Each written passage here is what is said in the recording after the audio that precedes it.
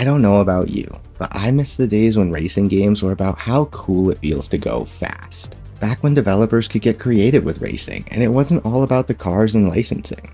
These days, it feels like the only popular and beloved racing games are Mario Kart and Forza, with the occasional Need for Speed title limping out of the garage once every couple of years. And while I personally enjoy entries in all of those franchises, none of them really deliver the sensation of speed I had hoped games would be able to capture with modern development tools. At least that's how I felt until just last week, when I was kindly introduced to the wonderful world of AG racing. Now, over the past week or so, I have fallen down the rabbit hole of AG racing games and absolutely need to talk about this incredibly underappreciated genre. But the problem is that it's absolutely stacked with great titles, and I've played half a dozen of them. So to keep this video a reasonable length, and to highlight what I think these games really excel at, today I'd like to share my 3 personal favorites and how they each offer uniquely worthwhile gameplay for any fellow gamers wanting a more high-octane racing experience. But first, what is AG racing? Well, for starters, AG is just short for anti-gravity, which should clear things up a bit. Some examples of classic AG racing games would be the F-Zero and Wipeout series of games. Or for a more niche example that still sees a surprising amount of play to this day, we have Star Wars Episode 1 Racer. But in general, AG racing games differ from traditional racing games in a few key ways.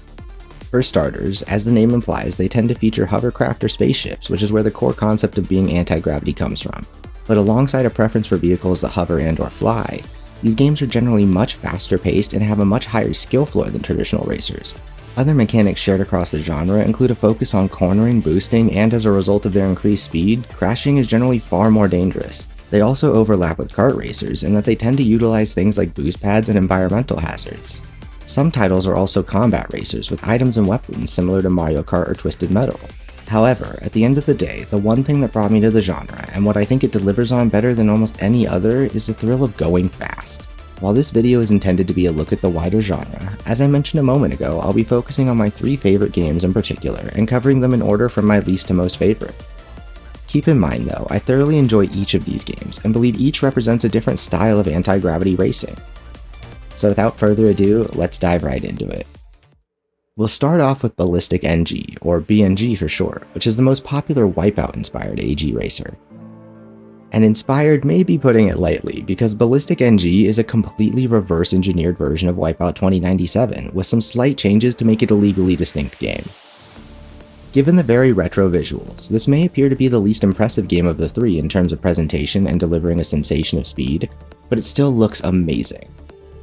My personal favorite thing about BNG's presentation is that it offers the option to play in a first-person cockpit view with custom cockpits for every ship, and you can even play in VR.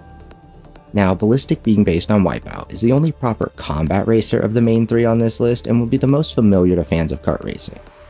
There are boost pads and item pads similar to Mario Kart, and you can blow up other racers with a variety of weapons. Despite the less thrilling presentation relative to the next 2 titles, it's still incredibly fast in play, and I'm nowhere close to being good enough to play at the fastest engine class. Where Ballistic NG really shines though is in its online play and community. This is by far the most popular AG racer to play online, and as such it has a thriving community with tons and tons of mods and custom tracks. Though to be honest, I haven't even dipped my toe into the mods and custom tracks because there's just a ton of content in the base game. All in all, while I had previously only ever dabbled in the Wipeout series with Wipeout 2048 on the Vita, Ballistic NG has given me a real appreciation for the Wipeout style of AG racer, and I can't recommend it highly enough. Oh, and before I forget, in what will soon become a running trend with these games, I have to mention that the soundtrack, like the rest of the game, is absolutely excellent. Now that we've talked about a Wipeout-inspired game, it's only fair that next we take a look at an F-Zero-inspired AG racer, and what I'm fairly certain is the fastest video game I've ever seen or played, XF Extreme Formula. This one is truly for the speed freaks out there, and I'm not kidding. There are times when this game moves at speed so fast that it makes me low-key dizzy, and I fucking love it. But before we talk about the game itself, a little background on it that I think you may find interesting. XF Extreme Formula is developed by Feppard Games, also known as Lake Feppard. Some of you may know him as the same individual and indie dev responsible for developing Spark the Electric Jester. What many of you may not know is that Feppard has essentially been developing the Spark series as a means of building and working within his own version of the Sonic engine. The Sonic engine was obviously used for Sonic games, but it was also used for the development of F-Zero GX, one of the most widely known and well-liked AG racing games from back on the GameCube. So long story short, this absolute mad lad of an indie dev has spent the better part of the last decade building a better version of the Sonic engine to make a better version of Sonic games as a means to an end in making a better version of F-Zero GX. And though I'm not a veteran of the F-Zero or Sonic franchises, I'm fairly confident in saying that he succeeded. So yeah, make no mistake, XF Extreme Formula is for all intents and purposes Peppered's take on an F-Zero game. However, right out the gate, it puts any sense of speed found in its classic inspirations and contemporaries to shame. This is hands down the fastest game I've ever laid eyes on. As far as the presentation goes, like pretty much every other title in the genre, it looks great. Though I do feel this one has a very distinct art style that really grew on me. And speaking of distinctives, I have to mention the incredible camera work and whatever other visual tricks are being used to convey the incredible sense of speed on offer. It's truly unlike anything else I've ever played. It also has a great soundtrack that I'm told is heavily inspired by some of the best tracks from F-Zero. Between its extremely high-speed gameplay and rather twitchy controls, XF has a much steeper learning curve than any of the other AG racers I've played. It took me nearly 2 hours spent messing around in the trials before things started to click for me, but when they did, they really did. And it's a good thing they did, because this game is not easy. While it's certainly not the most difficult game I've played, I'm barely able to get first place in all of the races on the easiest difficulty. But with this challenging gameplay also comes real satisfaction. I constantly feel myself improving and adapting to its ridiculously fast-paced gameplay more and more each and every time I play it. XF Extreme Formula will test your patience and your skills as you get to grips with how it plays, but the high skill floor adds a lot of fun and excitement to the game and keeps the races against the AI interesting. Which is a good thing, because unfortunately, this game and most F-Zero inspired games don't seem to offer online multiplayer most of the time. Even the highly anticipated and widely covered Aero GPX is, to what I believe will be many people's surprise, an offline single-player racing game. There is an exception to this trend, however, which brings me nicely into my honorable mentions before we get to my personal favorite AG racer. When it comes to Wipeout-inspired titles, Ballistic NG kind of has the market cornered, so instead I'll mention grid combat racing, which as the title implies, is more combat-focused than the other racers on this list. It also feels quite a bit different in that there's a lot more weight to the vehicles and their handling. I haven't played this one as much as the others, but it has some of the highest production values in the genre aside from my personal favorite, and I look forward to spending more time with it. Now for F-Zero likes, there's a bit more variety, so aside from XF Extreme Formula, I also recommend checking out the Aero GPX demo and eventually the full release. This is actually the first AG racer that caught my eye a couple of years ago when it first debuted, and I'm sure you can see why. It's absolutely dripping with style.